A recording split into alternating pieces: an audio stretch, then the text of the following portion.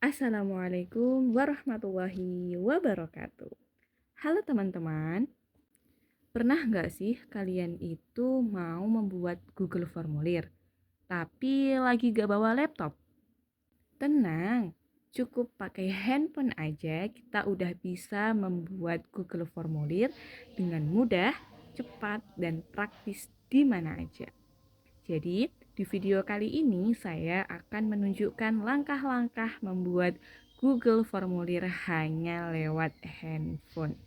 Jadi, pastikan teman-teman menyimak video sampai selesai ya. Yuk, langsung aja kita mulai tutorialnya.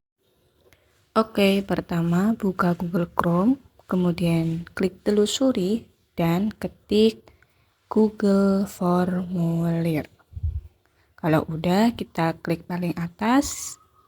Nah, nanti tampilannya akan muncul seperti ini. Di bagian formulir tanpa judul itu merupakan nama atau judul formulir yang akan kita buat. Di sini saya akan membuat formulir pendaftaran santri baru tahun ajaran 2026-2027. Jadi jelas ya judulnya itu apa.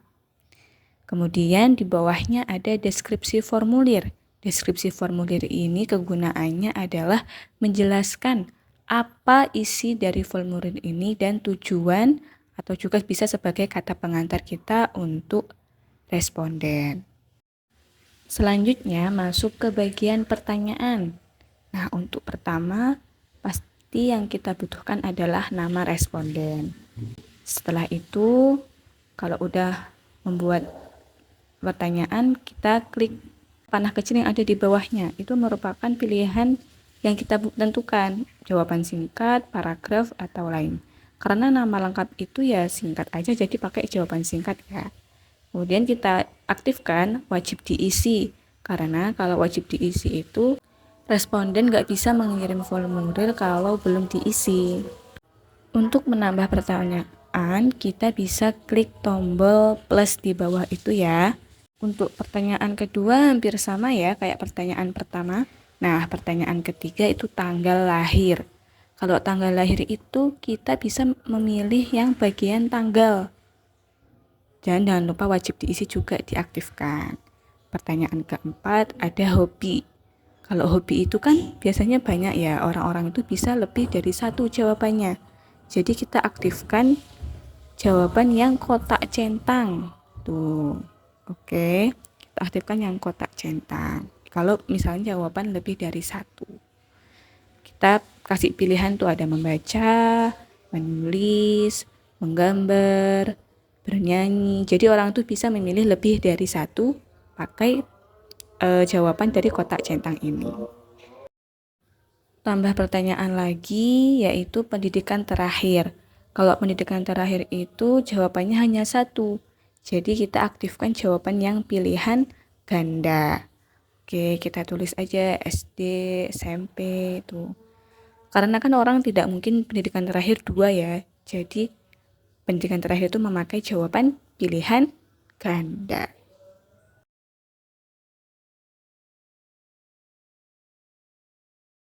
Oke, selanjutnya itu ada alasan mengapa mendaftar di Pondok Al-Amanah. Kalau alasan itu kan pasti jawabannya panjang kali lebar. Kita pakai jawaban yang paragraf ya teman-teman, agar memungkinkan jawaban dari responden itu cukup dan tidak terpotong. Nah, jangan lupa di cross check lagi ya. Nah, ada satu pertanyaan yang terlewat, yaitu nomor HP. Kita tambahkan lagi nomor HP memakai jawaban singkat. Karena letak nomor HP ini kan nggak sesuai ya, jadi bisa kita pindahkan. Caranya, ada titik 3 di bagian atas itu, kita tekan yang lama, nah nanti akan bentuknya seperti ini. Kita geser-geser di bagian bawahnya nama atau terserah kamu, pokoknya jangan jadi yang pertama. Kalau udah, klik titik 3 bagian pojok atas. Nah, kita klik pratinjau yang gambarnya ada mata.